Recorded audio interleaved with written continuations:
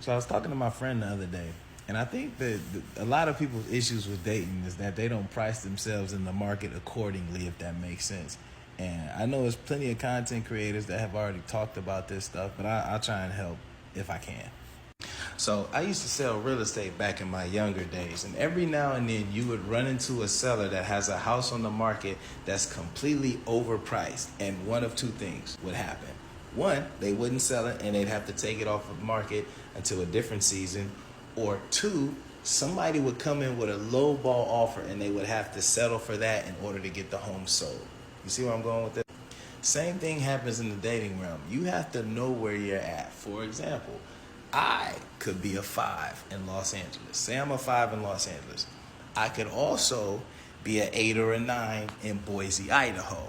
You feel me? So what I would need to do, if I'm a 5 in Los Angeles, I know there's a certain level and caliber of women I wouldn't be able to get without doing extra shit. You feel what I'm saying? But in Boise, Idaho, if I'm an 8 or a 9, they probably coming to me. And I'm not blaming either side. But men, if you want a baddie, obviously you know what they're looking for. You can, every other third Instagram reel or TikTok video has one of them talking about what they're looking for, what a man needs to do, yada, yada, yada.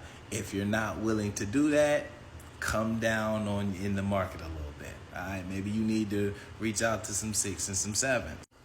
And vice versa. Women, if you can't grab these top tier guys that you're interested in, you have to understand that there may be something that you're lacking. For example, it's some shit I'm just not willing to do. So I leave some of these alone, and I'm okay with that, right? Do the same. Because back to the real estate example, if I know your house is worth $250 and you want $400, you're getting $250, right? Same thing in the dating marketplace.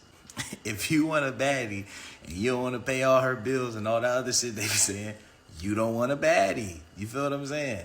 So, vice versa. If you don't want to be cooking and cleaning or whatever the fuck these dudes be talking about, then you don't want one of those guys. And it's okay, because there's somebody for everybody. The thing is, you just got to figure out where your sweet spot is in the marketplace and just go for them. Some of y'all be trying to date out of y'all range, and it goes back to what women used to say, like, it has to make sense. But so make it make sense and then attack.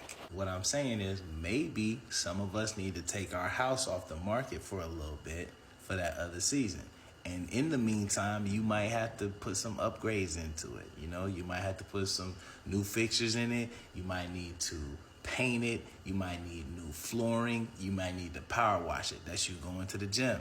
That's you getting more money. That's you working on your intangible skills. You're becoming a better quality person overall.